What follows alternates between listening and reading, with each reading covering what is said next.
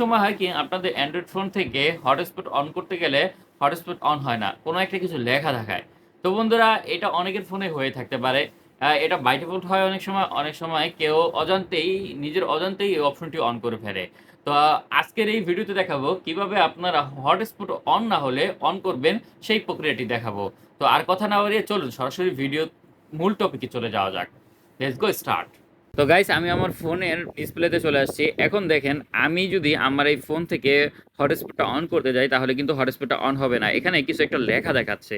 এরকমই ঠিক আপনাদের ফোনে লেখা দেখায়। এটা আপনার অজান্তে অথবা আ বাই ডিফল্ট ভাবে হয়ে থাকে অনেক সময়। তো can't use mobile hotspot with data saver is on. তো আপনারা এই জিনিসটা অনেক সময় বুঝেন না। যদি একটু আ লক্ষ্য করে পড়েন তাহলে বুঝতে পারবেন যে can't use mobile hotspot with data saver on. অর্থাৎ যদি ফোনের যদি ডাটা সেভার অন করে রাখেন তাহলে কিন্তু এই হটস্পট কখনো অন হবে না। কেন অন হবে না?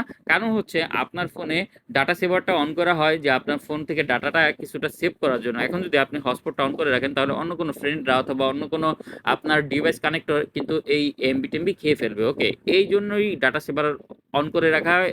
অন করে রাখলে মোবাইল হটস্পটটা অন করা যায় না। তো বন্ধুরা এর জন্য কি করব? আমরা ফার্স্ট অফ অল আমাদের মোবাইলের সেটিংয়ে চলে যাব। সেটিংয়ে চলে গিয়ে যার মোবাইলের সার্চ বারস আছে এখানে লিখবেন হচ্ছে গিয়ে data saver DATA data data saver. Data saver লিখলে SAVER ডাটা সেভার লিখলে এরকম একটি অপশন চলে আসবে। অনেকের অনেক ধরনের ভাবে আসতে পারে কিন্তু জাস্ট ফোকাস করবেন ডাটা সেভারে। তো দেখেন বন্ধুরা আমার কিন্তু ডাটা সেভারটি অন করা আছে। এই যে এখানে দেখা যাচ্ছে ডাটা সেভার অন। আমি ডাটা সেভারে ক্লিক করে দিব। দেন হচ্ছে গিয়ে এখানে টার্ন অন নাও এখন হচ্ছে এটা অন করা আছে। এখন আমরা টার্ন অফ করে দিব। টার্ন অফ করে দিলে বন্ধুরা আমরা সরাসরি হোম চলে আসবো। হোম থেকে আমরা যদি এখন এখানে হটস্পটটা অন করি তাহলে কিন্তু দেখবেন যে বন্ধুরা হটস্পটটি অন হয়ে গেছে আর কোনো সমস্যা নাই।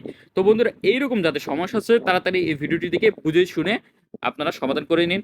এরকম আরো ভিডিও পেতে আমার চ্যানেলটি সাবস্ক্রাইব করে দিন। জাস্ট এতটুকুই আপনাদের কাছে অনুরোধ। ওকে? ভিডিওটি কেমন লেগেছে আপনাদের কাছে? যদি ভালো লেগে থাকে এবং উপকারে এসে থাকে তাহলে অবশ্যই লাইক, কমেন্ট, সাবস্ক্রাইব করে দিবেন এবং বন্ধুদের মাঝে শেয়ার করে দিবেন। আপনি যদি আমার চ্যানেল নতুন হয়ে থাকেন তাহলে অবশ্যই কিন্তু চ্যানেলটি সাবস্ক্রাইব করে দিবেন এবং পাশে থাকা বেল আইকনটি ক্লিক করে দিবেন পরবর্তী আপডেট পাওয়ার জন্য।